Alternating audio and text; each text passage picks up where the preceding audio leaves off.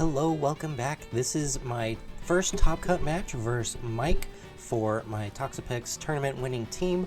You can see that in the round 5, 2 videos ago, I also faced Mike, so I'm facing them in my first round of Top Cut. Always a tricky thing when you're facing someone who you faced in Swiss in your Top Cut match, because this will now be a best of 6 that we're playing. So we both kind of have our game plans figured out, how we need to approach the matchup. And you can see they go for the Iron Hands Roaring Moon lead. So I see that they're trying to prioritize getting rid of my leftovers, setting up with their Roaring Moon, but also, if you remember, they are attack boosting. So I did lead my Landorus, but because we intimidated them, now there's speed boosting booster energy Roaring Moon. So I do get up a shelter here. I imagine that they're going to try to Dragon Dance, catch me trying to pivot around well, so that they can set up and just do a lot of damage. They do fake out my Landorus and go for the Dragon Dance. But we counter by getting a shelter up. But they are Terra Flying here, so they're taking resisted damage from our body presses now. So I do go for a shelter and just a rock slide. I figure I want to get some damage off. They're at neutral now because they were intimidated. They withdraw Iron Hands into Landorus. So I'm starting to realize their game plan for if I lead my Landorus, this is their plan. They set up their Roaring Moon and intimidate me so I don't do much to them. I get some Rock Slide chip, but really not too much damage. They knocked off my Choice Scarf. And so now both of these Pokemon resist my body press. I imagine that was their plan from the beginning. I'm deciding if it's worth it to keep my Landorus around. And I do ultimately decide that it is. Swapping in my Toxapex on a potential knockoff, losing my Binding Band. I do get knocked off on my Goodra, so they start getting rid of my leftovers and trying to whittle that down as much as possible. I get some body press damage, putting the Roaring Moon in range of another body press, so they have to be worried about attacking into my Baneful Bunker here, so I figure this is a really safe switch back into Landorus. They have to make a big call going here. They are Choice Scarfed as well, locked into Stomping Tantrum, so I figured this was my safest play. They withdraw into their Amoonguss, which was a good heads-up play. I get my Landorus in, and I go for a Life Dew, hoping that I could catch them trying to play a little bit passively, get some health back up on my Landorus. So overall, a great play. Now we can Rock Slide, and the Roaring Moon will go down to that. They're back down to -1.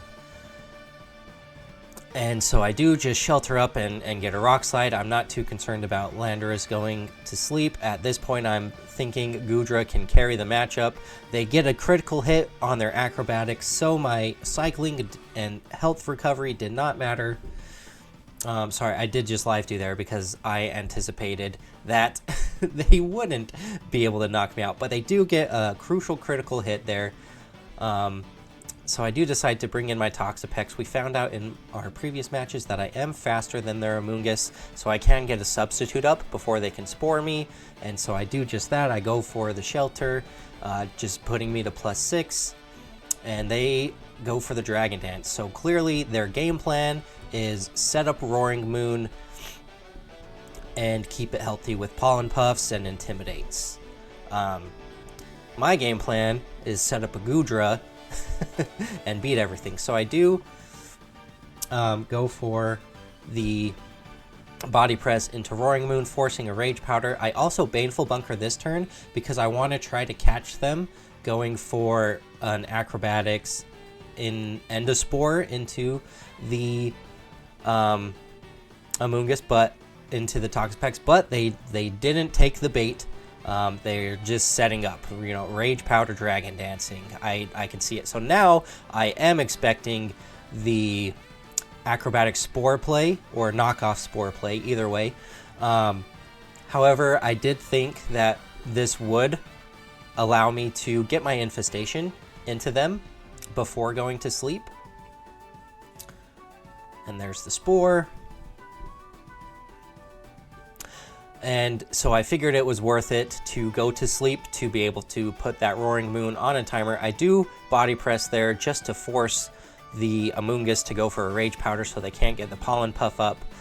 This forces them to knock out my Toxapex here if they don't want to go down to the infestation.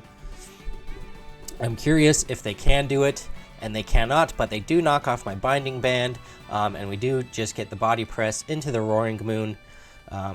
Again, keeping them honest, they probably thought that I might try to go into the Amoonguss, and they did side Pollen Puff, keeping me honest. But Goodra is looking good here. They can't spore me, notably, because I am Sap Sipper.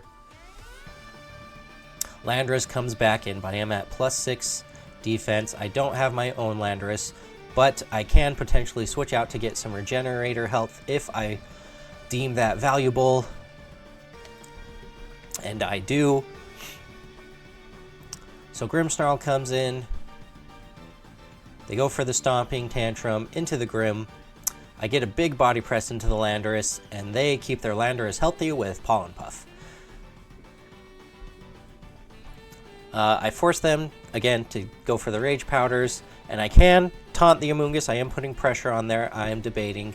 But ultimately, I go for the Parting Shot into Landorus, thinking that they will probably either try to spore this slot or double it. And if I Parting Shot them, I think my Toxapex Regenerator health can stay alive. So this felt fine to me. I'm really not too worried about the Amoonguss. We do live because of the Parting Shot, and they did go for the Spore that turn. We can do the same thing. So I do go for the Body Press, force the Rage Powder, and I Baneful Bunker on Toxapex. They can take me down this turn if they so desire. They go for the Rage Powder, trying to keep their Landorus alive, and they do go for the Stomping Tantrum into Toxapex.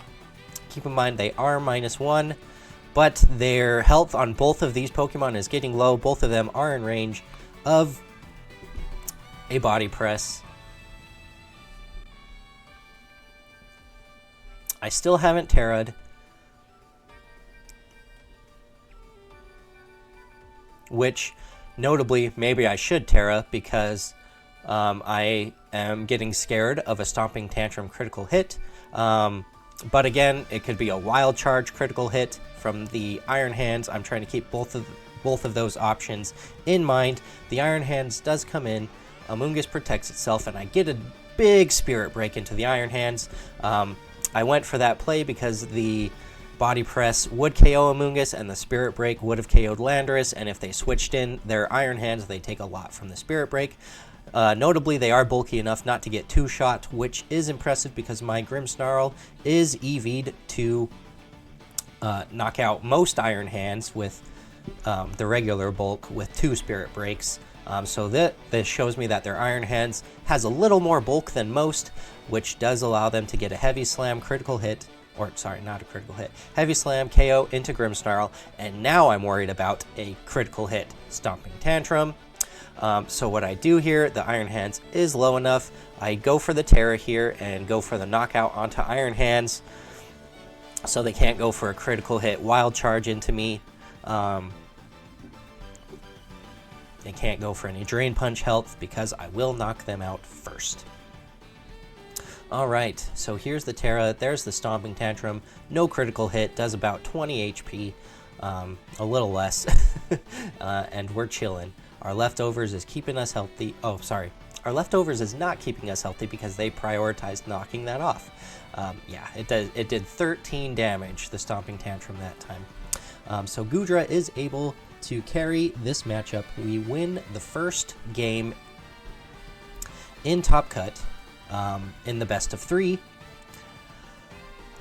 Can we win another one quickly, or will Mike get a game off of me? So we battle again with the same rules. Now, I did find it funny when we queued up, when we saw who our opponent was in Top Cut. Mike was like, no, not like this. For reference, I was the only person who Mike lost to in Swiss. So notably, I am likely their worst matchup or most feared matchup in the tournament. So we had a good little chuckle, like, oh no, not like this. We we have to fight again. So I am trying to think of what is the most valuable thing to lead into a Roaring Moon lead. I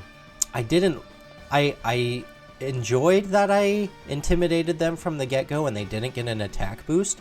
However, I didn't like what the speed boost allowed them to do to my Landorus. So it's tough to say.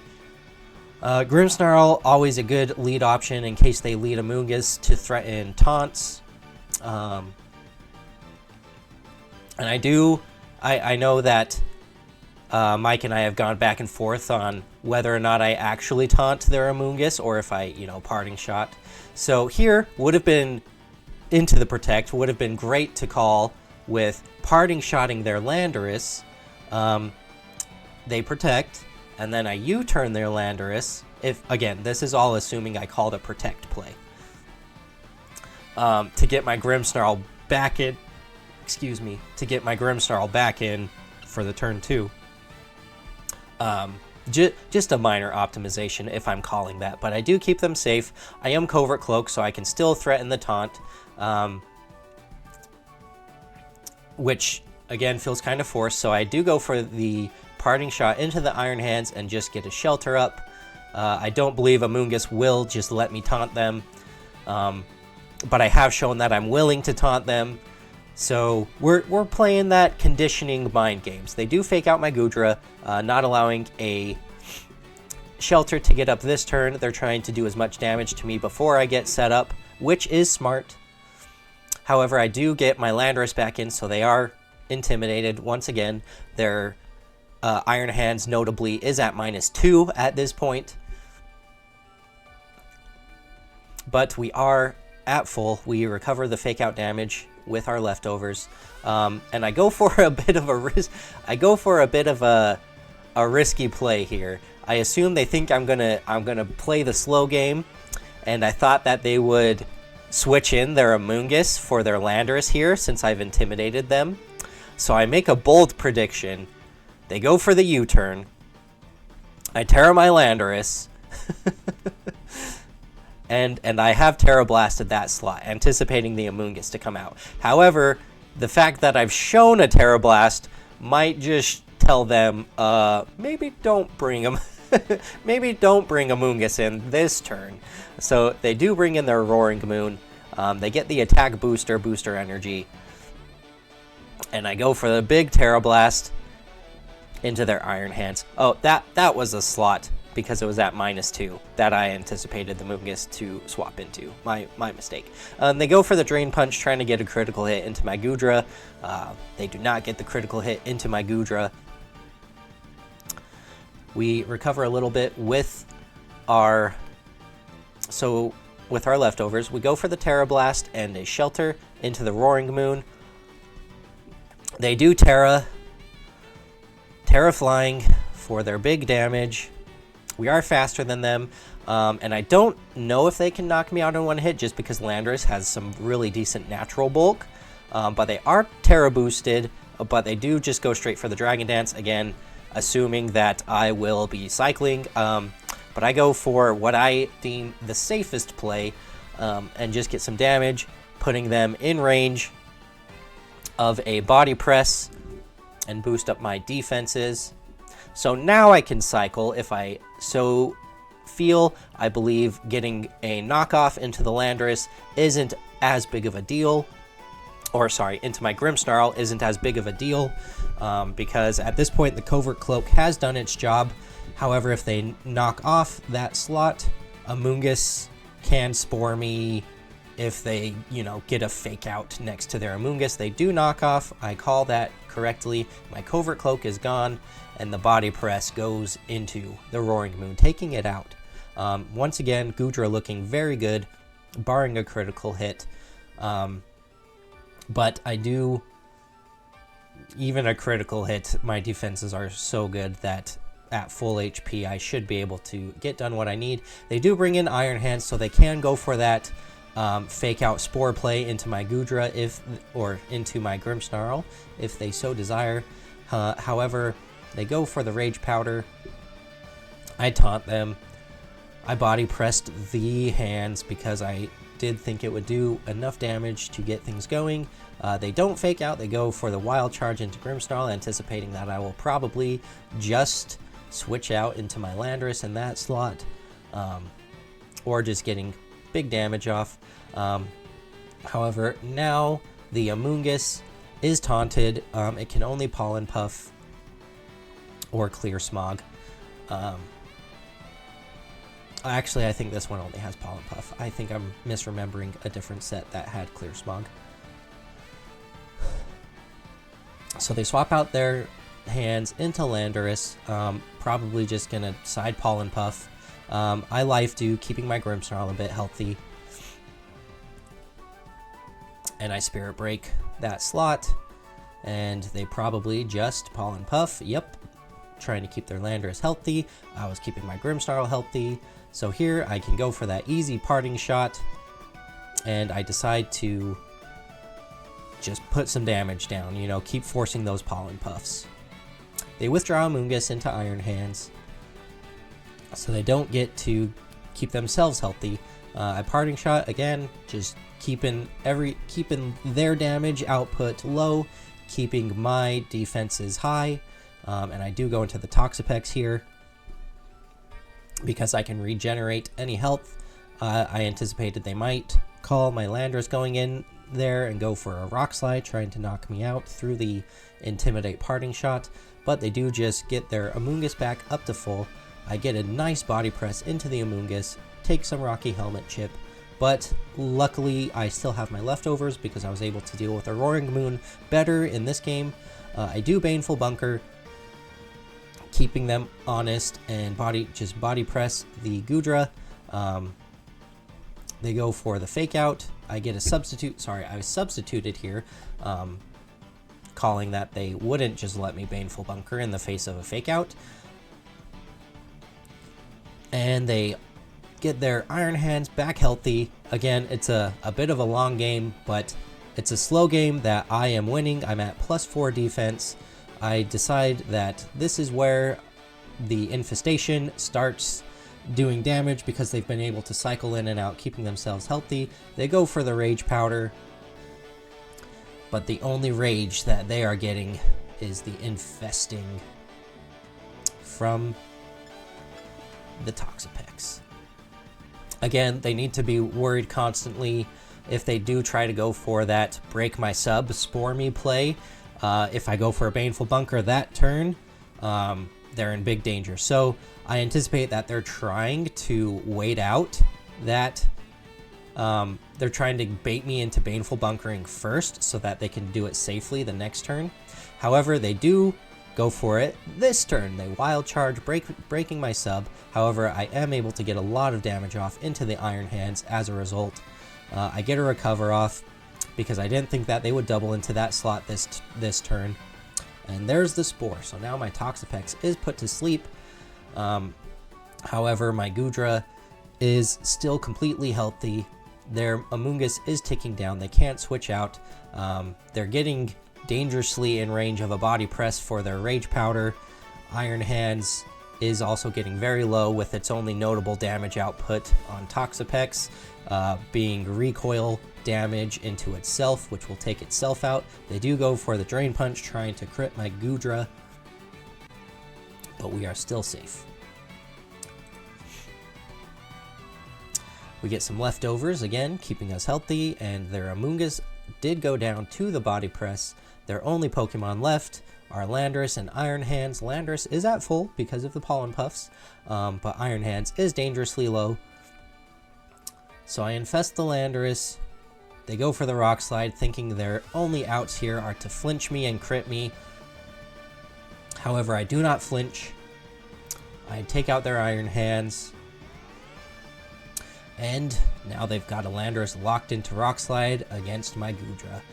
So this is pretty, this is pretty much game over. I've got 4 of my Pokemon at near full HP. That's the brutality of this team with its Regenerator, its Leftovers, its Life Dew, its Hospitality. I'm just playing safe, making sure that there is absolutely no way my opponent can beat me. They go for the Rock Slides, trying to get as many flinches as possible. Body Press is a 2-shot. Toxapex wakes up, gets the Infestation. Excuse me, it's clearly time for the end of the video. The stall has stalled out my voice. I am losing it.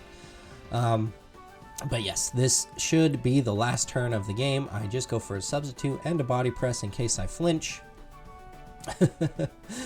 Goodra does flinch, so the game is prolonged yet a little longer. But now we can't flinch because we have the Substitute set up. The Landorus will go down to 1 more tick of Infestation, so even if they flinch my Goodra this turn, the writing is on the wall. It is over. They decide to play it out instead of forfeiting. Goodra flinches yet again.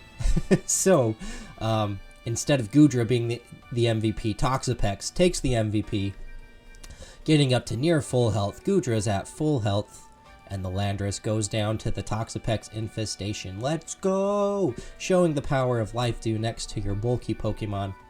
Goodra being the MVP. I know a lot of people like to slot in Protect in that slot, but this shows you the power of Life Dew and the power of Goodra against a heavily physical meta. And that's all I've got for you. I will see you next time.